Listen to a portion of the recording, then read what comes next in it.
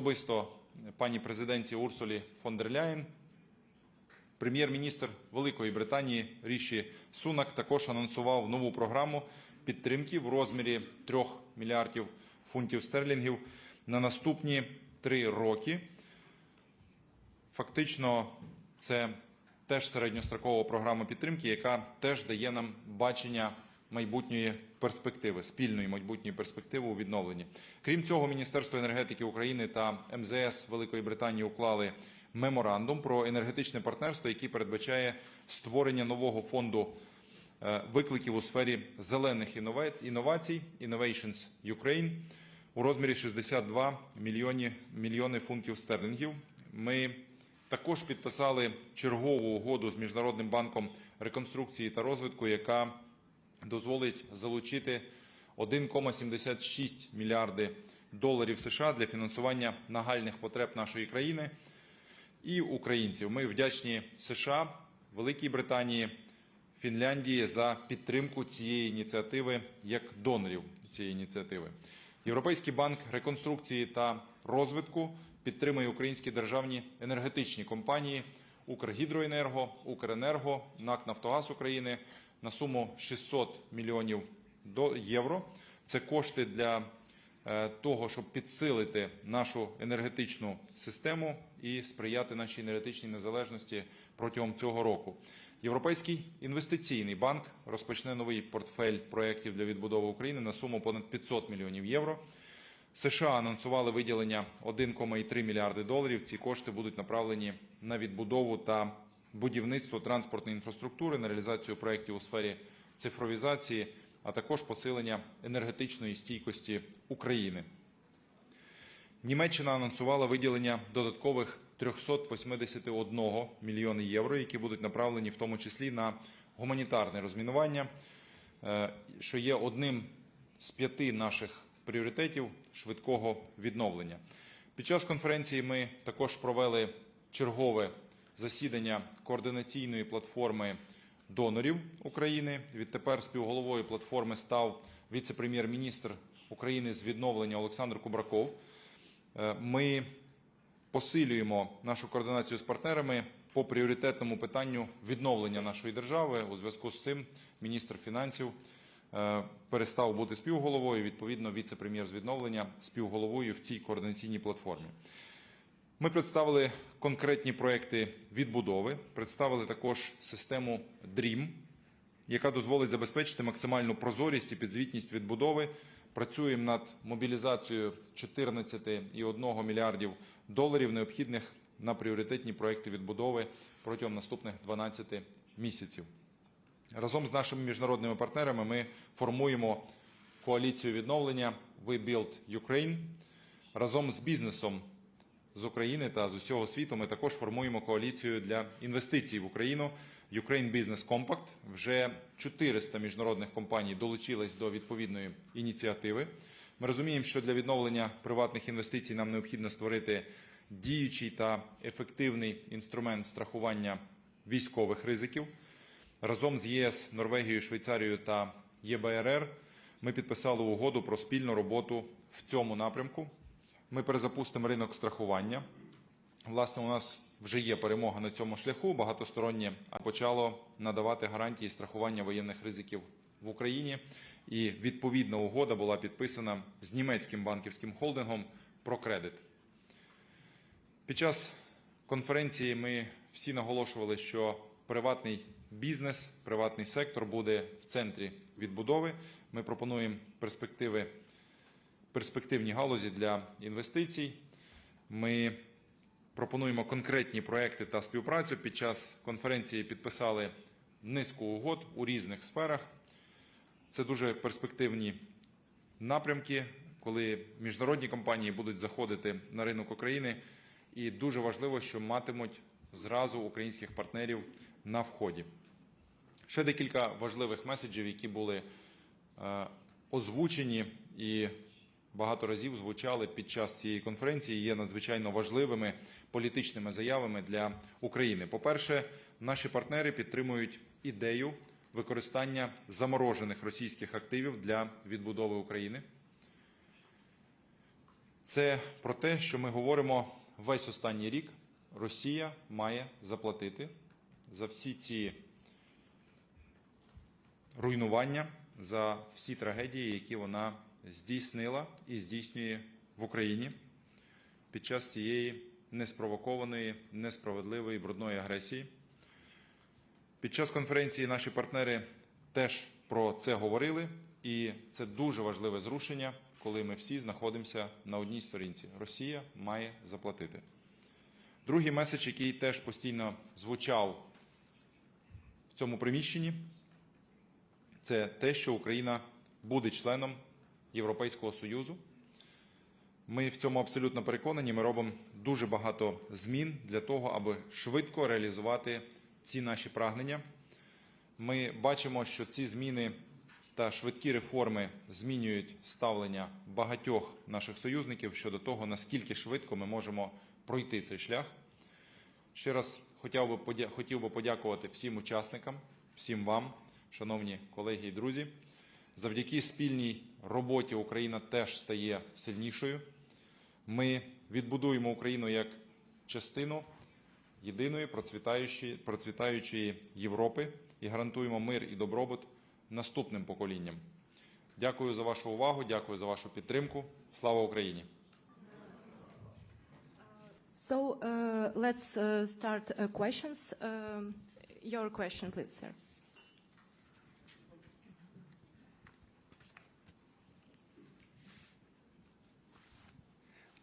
Доброго ранку, пане прем'єр-міністре. I'm Michael Batsukio. I'm a contributor to CNN Opinion and commentator on other global media. Prime Minister, I have two quick questions. Up until now in the war, various opposition entities in Ukraine have portrayed a united front. It's been very impressive. And have said there's only one enemy, Russia. Yet yesterday, Kyiv Mayor Vitaly Klitschko put out a video criticizing unnamed authorities for launching a stormy campaign to discredit the capital, authorities, and him. He said there is endless searches to paralyze the city, and it's brought chaos. I'm asking you to your thoughts about this, not to put you on the spot, but to clear the air during this important event. And then quickly, secondly, Deputy Prime Minister Yulia Svitorenko said yesterday that Ukraine plans to increase in GDP in dollar terms 620% over a period of 10 years. That would be about 20% a year, more than post-war Germany grew at nearly 10% per annum through the 1950s. So 20% a year sounds a lot. Is that perhaps a bit of wishful thinking, or do you think it's achievable? Thank you. Thank you so much. So first of all, I should say that during this war, we all understand that we should be very, very united. Inside of Ukraine, politically, in military sense, in all senses, we should be very united, and there couldn't be opposition because we are fighting for our lives, for our families, for our land, for democratical principles and values. So because of this, you are right, there is no opposition, we all are united. And very important to save this unity for all the partners all around the world, in all democratic world, in European Union, and we are fighting for this, for unity of all democratic world. About our strategy, once again, now we have a war, and it's tremendously tough to find proper numbers, proper prognosis, and we do it in conditions of unfamous and invisible future. So now we are forming our vision how our country should develop, and we are giving frameworks of our future development and our visions. So we understand that after this war, when our partners, when Ukraine will use confiscated Russian assets and invest this for recovery of Ukraine, this will increase our GDP, our economy in times per year. So we understand that 7, 8, maybe 10% yearly growing of GDP are immediately after war if we will create and when we will create proper conditions for investment for businesses which were presented here on this conference. Our economy could grow in very rapid way. So it's possible. We analyze many economies of the world, we analyze the best practices, and we can see that this is possible. So because of this, we gave this prognosis, we gave this frameworks, we gave this strategies and directions for development of special spheres and industries in our country. This is like a signals, but practical life will demonstrate, and we will see this everything. Now we are very concentrated on creation special, very beneficial conditions for our partners in Ukraine for investing. And one of the main questions, as I comment, is insurance of war risks for bringing more our. This is like a signals, but practical life will demonstrate, and we will see this everything. Now we are very concentrated on creation special, very beneficial conditions for our partners in Ukraine for investing. And one of the main questions, as I comment, is insurance of war risks for bringing more our partners and foreign businesses into Ukraine. Thank you. Your question, please. Yes. Here.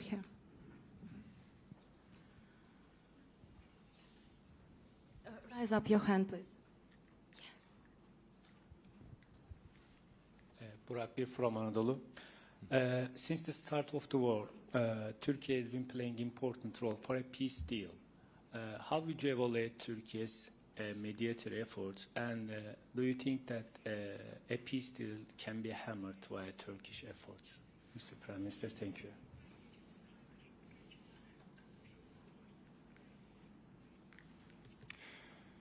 Thank you so much. We appreciate all efforts of our partners, colleagues, allies, friends for supporting Ukraine, for bringing peace to our land. We are fighting once again for our freedom, for our lives. Turkey is a very important partner, is neighbor country for us. We are very grateful for Black Sea Grain Initiative, which Turkey support, and it let all of us, all the world, have so needed grain from Ukraine for Middle East countries, for African countries, for European countries. So we appreciate all the efforts of Turkey president, government, and we hope that we all together, with all our partners, with Turkey, with Europe, with the United States, with the United Kingdom, will reach peace in my country. We will win and liberate all Ukrainian territory according to the internationally recognized borders as on 1991. Thank you. Thank you. The next question, yours, sir.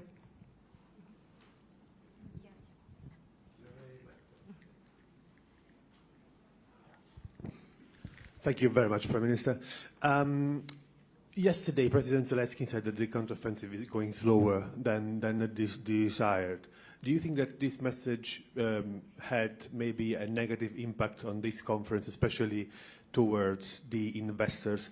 And secondly, if I may, as all European leaders yesterday said that Ukraine will be in the EU in the near future and in NATO, probably, when do you envisage that? When do you expect Ukraine to be part of the EU, a part of NATO? I mean, maybe this decade or later? Thank you very much. Thank you so much. First part of your question. So, as President of Ukraine have said yesterday, counteroffensive is not Hollywood movie, is not easy walk. Counteroffensive is number of military operations. Sometimes it's offensive, sometimes it's defensive, sometimes it could be tactical pauses. Unfortunately, during our preparation for this counteroffensive, Russians were preparing too. So there is so much minefields which really make it slower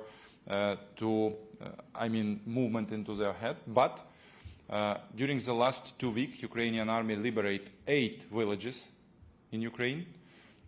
Liberated territory is more than 113 square kilometers. It's a huge territory. We move into ahead on 7 kilometers.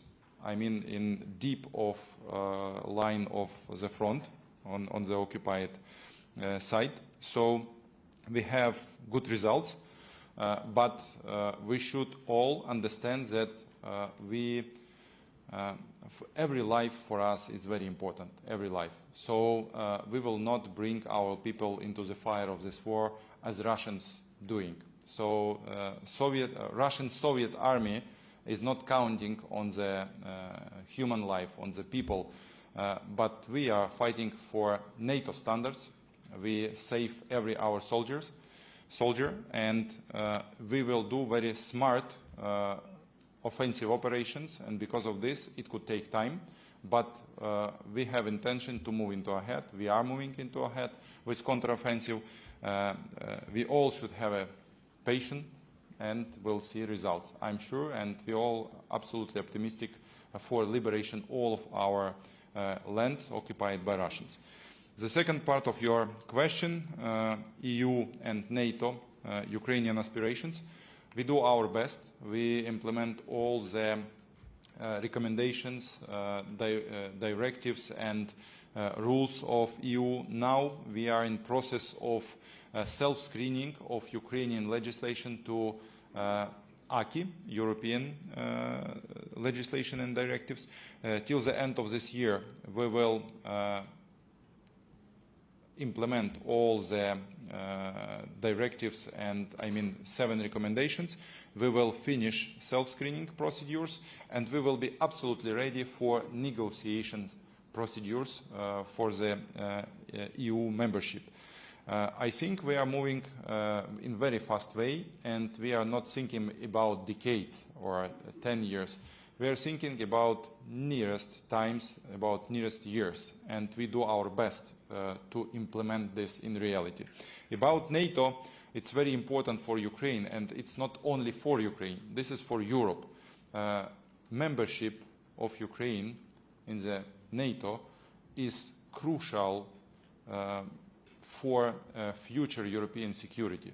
So I think that it also will take not so much time as you mentioned, but much faster. We are waiting that during this summit in Vilnius, allies will be very concrete in conditions, in dates, in their messages.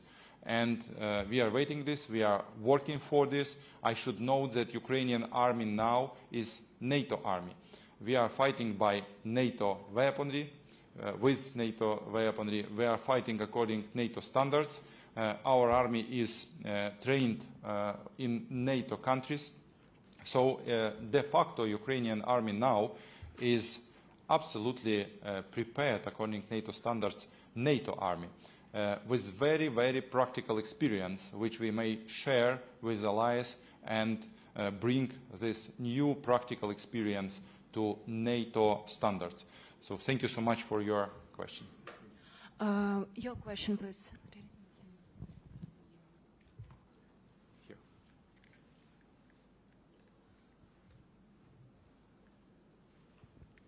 Judith from the Spanish news agency Agencia EFE. Mr. Cleverly said earlier that there have been in this conference significant pledges from the commercial world.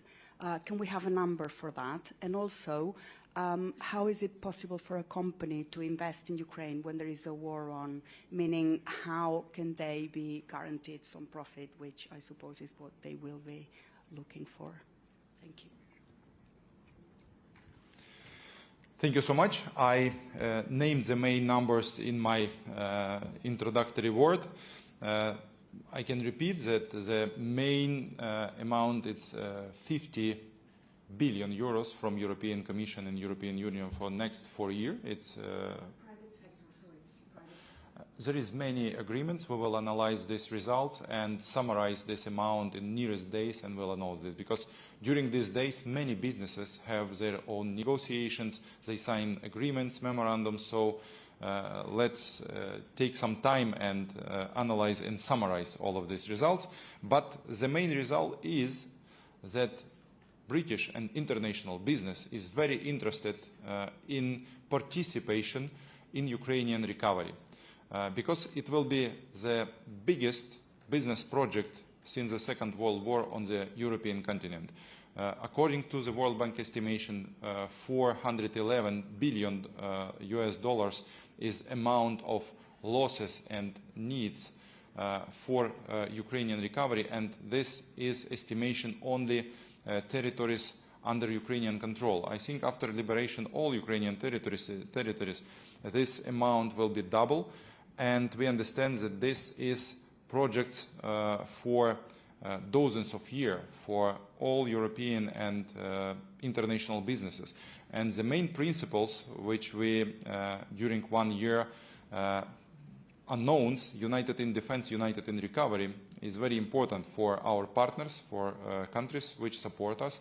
And today, yesterday, we discussed with businesses important issues how to invest to Ukraine. Actually, this is what you asked about.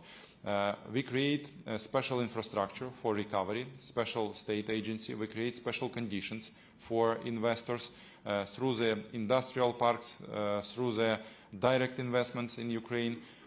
State agency Ukraine Invest is supporting any investor who invests more than $12 million projects in Ukraine. But now we are working to create legislation when we will support and go with investor for a smaller amount of money, because we understand that we should support small and medium business also. And yesterday we discussed this on the meeting with businesses.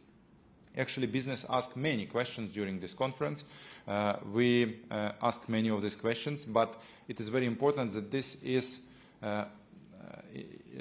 two direction movement. So we ask business and have answers, and business have answers too, and we will make more progress in creation better conditions. So this is result of this conference, that we understand what business want. Investment during the war should be covered by war risk insurance, and we again discussed this. It was proposals of United Kingdom 1 year ago during Lugano conference. Today, after 1 year of mutual work, we have concrete results. Again, I sounded this. International agencies, international partners are financing actually this issue of insurance of war and political risks in Ukraine during this war and after this war. So this is a key challenge for many businesses, how to insure their investments. Thank you. Thank you. The next question is yours, sir. Yes. Mm-hmm. Yes, raise up your hand. Yes. Thank you. Taras Yatsenko, Media Hub, Tvoje Misto, or your city, Lviv and Kiev. Mr. Prime Minister, there have been many conversations throughout these 2 days about the Ukraine's recovery, its processes, investments, funding, mechanisms. But what about people? We all know that both private and public sector already lack many professionals in Ukraine.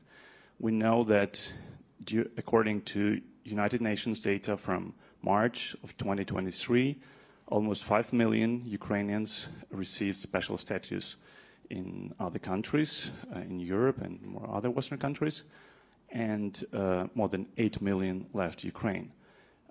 Is there any strategy, does the government has any strategy of communicating with these people, of getting them back? And don't you think that there should be a special ministry for refugees? Thank you. Thank you so much. Important challenge, and I should add some statistics. Since beginning of this war, Ukraine lost 3.5 million jobs in our country. We lost more than 30% of our GDP. More than 4.5 million people are refugees out of Ukraine, mostly women and children. About 1 million children in this amount, in this amount of, in this quantity of people. So we have some researchers which tell us that 85% of Ukrainians would like to come back to Ukraine after this war. So the main conditions for their coming back into Ukraine are security. This is number one condition. The war should finish and we should bring security. It's NATO membership, it's protection and air defense, it's closed borders. So all of these issues, plus we make special parameters for security in schools, hospitals, and all around, even in living houses. So this is the condition number one for many refugees which had left Ukraine in the beginning of this war. The second issue is work. So all of these people, all of this mostly of women, need to have jobs and need to earn money in Ukraine. So because of this now we implement many programs for small, micro, medium businesses. We make grant programs, we make light loans programs for small and medium business, 579, you know it, and grants for creation of micro and small businesses. But we urge our partners to go to Ukraine and create jobs. We also appreciate and very grateful to this British business which stay in Ukraine despite the war and still and continue play the taxes and save the working places. Many of businesses even create additional jobs for Ukrainians in Ukraine. So we really appreciate this. We understand which conditions we should create to bring back Ukrainians from abroad. Now we have some ideas and conceptions, and inside of the government we work to present our refugees, and more than our refugees, all Ukrainians all around the world, possibility and conditions to go back to Ukraine. It's very important because you understand that even 1 million children, it's our future. So we are very interested to bring these children back to Ukraine. But these jobs and these people, it's our GDP, taxes, it's our development, and we also are very interested in bringing back these people into Ukraine. Thank you, sir, for your question. Thank you. The last question is yours, sir. Yes, yes. Thank you. Bruno Mantegas from the Portuguese news agency. You spoke about the medium-term funding that you have received pledges during this conference. And during our initial speech, you mentioned the 6.5 billion that you were expecting to raise here. Have you been able to crunch the numbers and know how much have you been able to, this gap, how much have you got? Thank you. Thank you so much. Important question, important issue. Actually, I will repeat. According to the estimation of World Bank, for the rapid recovery needs, it's 5 directions. It's number one, it's energy sector. So recovery of energy sector, immediate recovery, because we are going to the next heating season, to the next winter, and we need recover energy generation, energy grid, gas supplying capacities. So this is number one priority. Second priority is humanitarian demining, because without this we can do nothing. Everything is under mining pollution. More than 174 square kilometers, 174,000 square kilometers in Ukraine under mine pollution. So we should demine. Because of this, this is a second priority. Third priority is housing. We should repair houses and flats that people could live normally. Fourth priority is critical infrastructure repairing and economical support, so for small and medium businesses, as I told. So for these 5 directions, we need 14.1 for next 12 months. In Ukrainian budget, we have 3.3. We have about 4 billions from our partners. We have additional money for different directions which partners support, but we should be concentrated on this rapid recovery needs according to the World Bank estimation. During our multi-agency donor coordination platform yesterday, we discussed this needs, additional need for 6.5. We understand how to cooperate with G7 countries and with international financial organizations, and I'm sure that nearest time After this conference, according to the results of this conference, we will collect all needed money and will invest this for rapid recovery needs in Ukraine. Thank you so much for your question. Dear colleagues, thank you for your attention. Briefing is over. Thank you. Thank you so much. All the best to you. Thank you.